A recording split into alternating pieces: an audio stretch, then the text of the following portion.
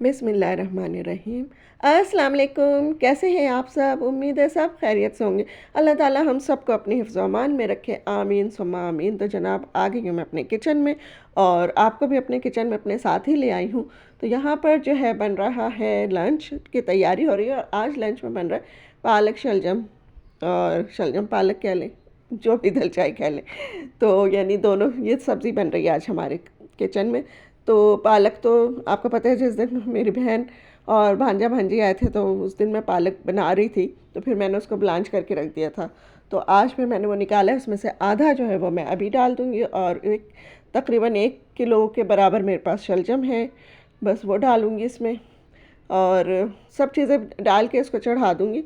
और ये सबसे आसान वो खाना होता है कि बस इसको हर चीज़ डाल के रख दो और फिर आखिर में भून लो, क्योंकि इसमें हमें कोई चीज़ जैसे गल जाए तो वो टूटने का ख़तरा नहीं होता कि सब्ज़ी बिल्कुल कचूमर बन जाएगी। इसमें तो सब्ज़ी को बनाना ही होता है, बिल्कुल ही मैश हो जाते हैं शलजम।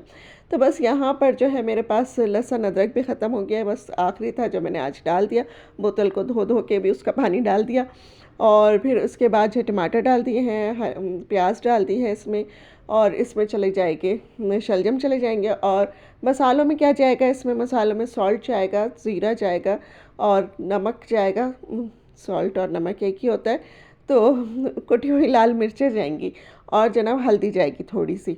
बस ये चीज़ें डालने के बाद और इसमें थोड़ा ऑयल डालेंगे हम और इसको हल्की आंच पे पकने के लिए रख देंगे। इसमें ना कोई पानी जाएगा, कुछ नहीं जाएगा। बस ये अभी क्योंकि जो पालक है वो फ्रीज़ हुआ हुआ है तो उसमें है थोड़ा बहुत पानी, तो बस जितना उसमें पानी निकलेगा उसी में हमारी सब्ज़ी बन जाएगी।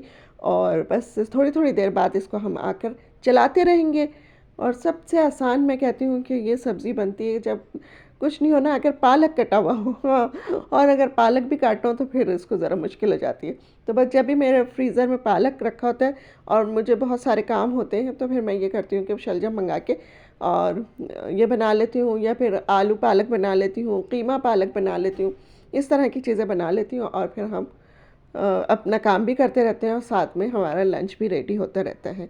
तो बस यहाँ पर फिर मैंने थोड़ी सी इसमें हरी मिर्चें डाली हैं, आखिर में थोड़ी सी दही डाली है और इसमें चला जाएगा हल्का सा गरम मसाला पाउडर। बस फिर उसके बाद ये बिल्कुल हमारा यानी खाना तैयार हो जाएगा और बस इसको हम इंजॉय करेंगे।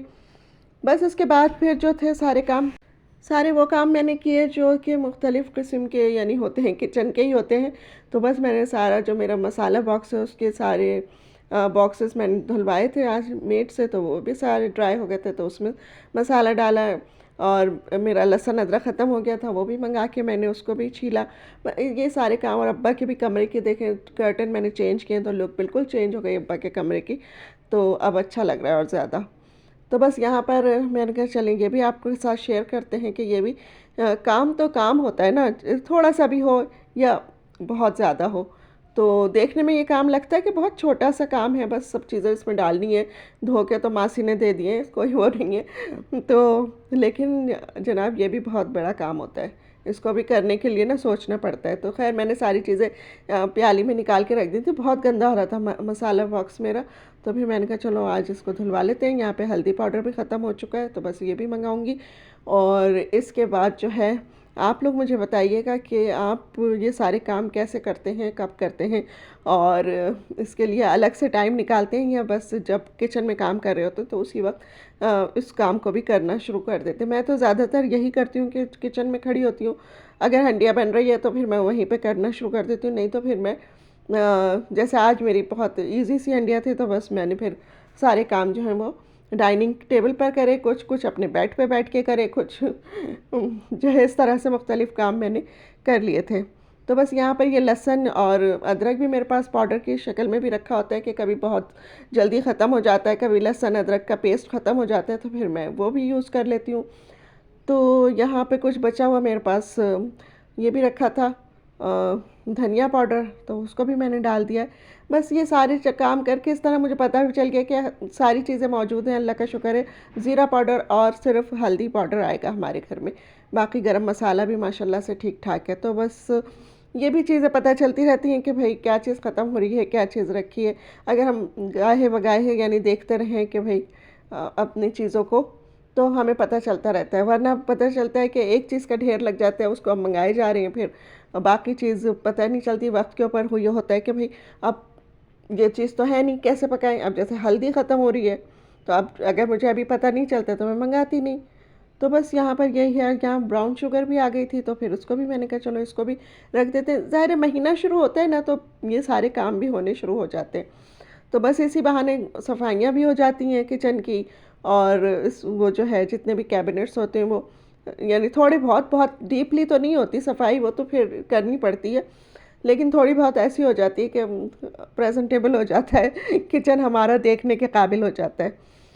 तो बस यहाँ पर आपको मेरी वीडियो अच्छी लग रही हो तो इसको लाइक कर दीजिएगा, मेरे चैनल को सब्सक्राइब भी कर दीजिएगा नए देखने वाले, और बेल आइकन भी ज़रूर प्रेस कर दीजिएगा। और जनाब मुझे कमेंट्स में भी बताइएगा। यहाँ पर मुझसे किसी ने सवाल किया था कि ये मैं पानी में लहसुन को भिगो के क्यों रखती हूँ। तो इसका एक तो फ़ायदा ये होता है, लहसुन का छिलका फूल जाता है और आराम से वो पील हो जाता है फिर। और दूसरा फ़ायदा ये होता है कि क्योंकि मैं बैठ के ऊपर रख के ये काम कर रही हूँ और ऊपर से पंखा चल रहा है, तो वो जो लहसुन के जो छिलके होते हैं ना, वो पूरे कमरे में घूमते हैं।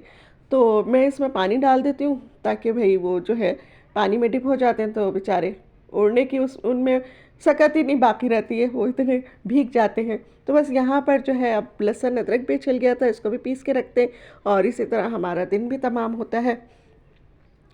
ये सारे काम करते कराते, कहने को ये काम तो बहुत छोटे छोटे होते हैं, लेकिन इनमें करने में अच्छा खासी एनर्जी भी लगती है, वक्त भी लगता है। तो बस ये एक हाउसवाइफ ही जानती है, जो ये काम कर रही होती है वही जानती है कि ये काम कैसे होते हैं। तो बस यहाँ मेरी वीडियो भी आज की यहीं तक की थी।